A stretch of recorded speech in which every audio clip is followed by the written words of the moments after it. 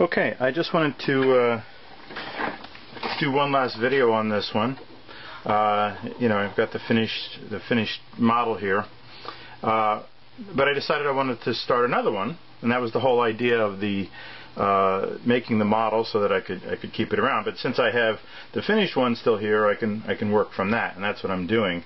So as you can see, I have one already started.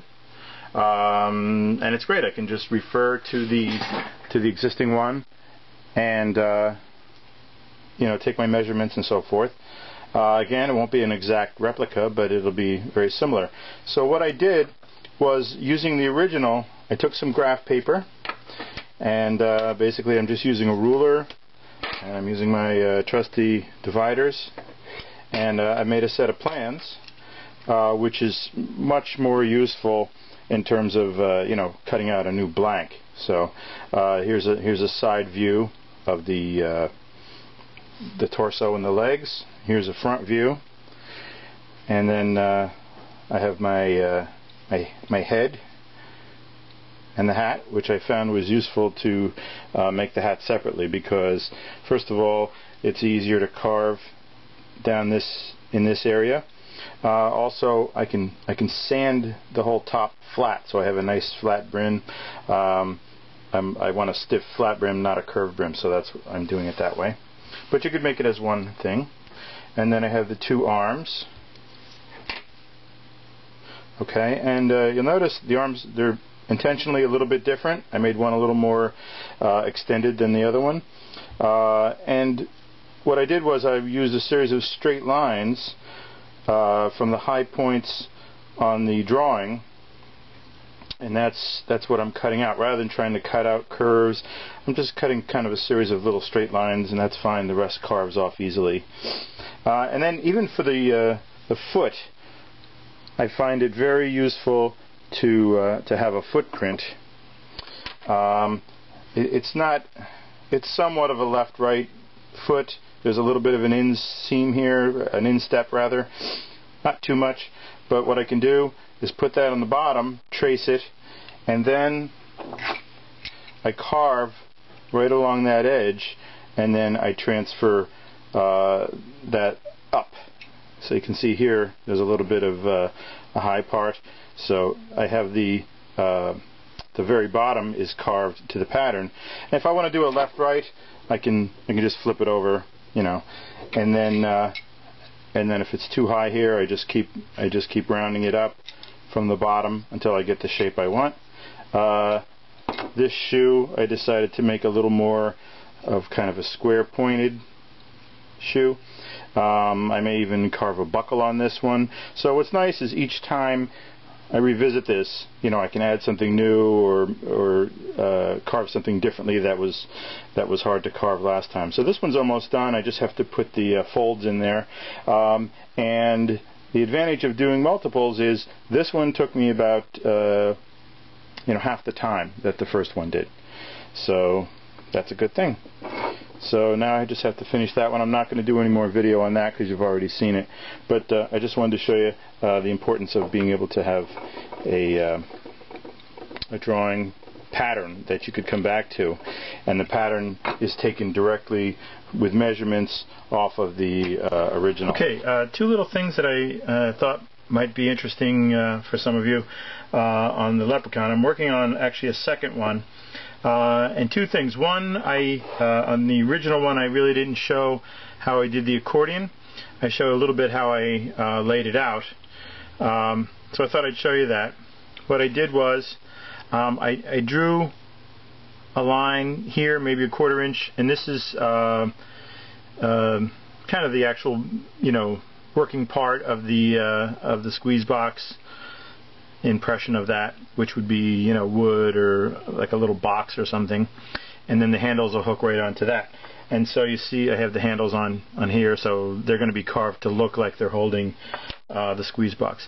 And then what I did was I drew a series of lines going around. Now where it gets narrower, what I want to do is start with the center, and then I'll divide that into however many sections. Here I had 2 divisions.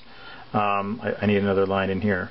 So what I'll do is I'll divide this into thirds, for example, and then I'll divide this into thirds, and then I'll just kind of by eye carry this line around.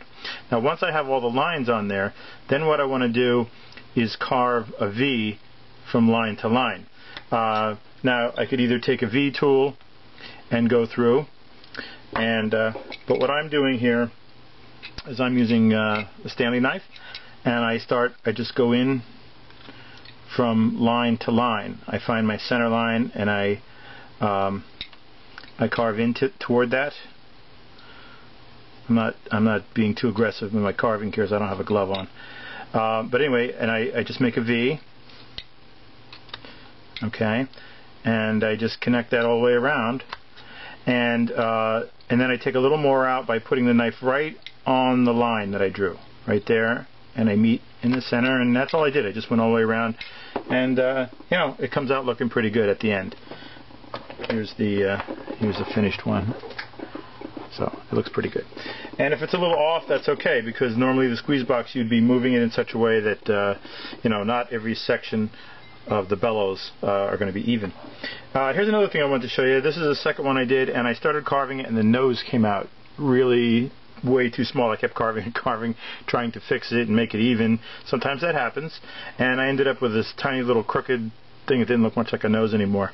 So I decided, you know what, I'm not going to scrap the whole thing, and I'm certainly not going to put it up for sale looking like that. So I said, what if I add a new nose to it?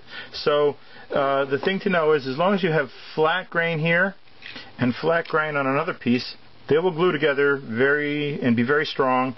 So what I did was I carved this down. I actually used this little number 1 flex cut, which is flat.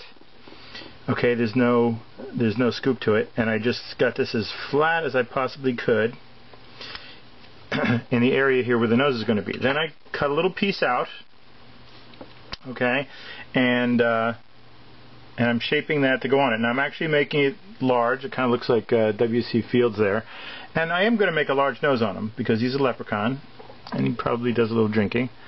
So, but I want to have something to carve away there. So what I'm doing is I'm going to get it roughly the length I want, up and down, and then roughly the width I want.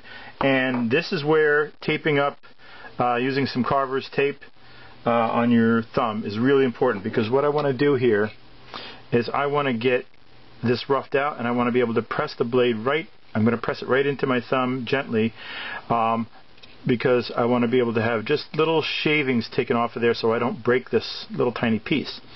And once I get it to the size and rough shape that I want, I will just I can wood glue it, or I'm going to epoxy this one right where I want it. And if I use a 5-minute epoxy,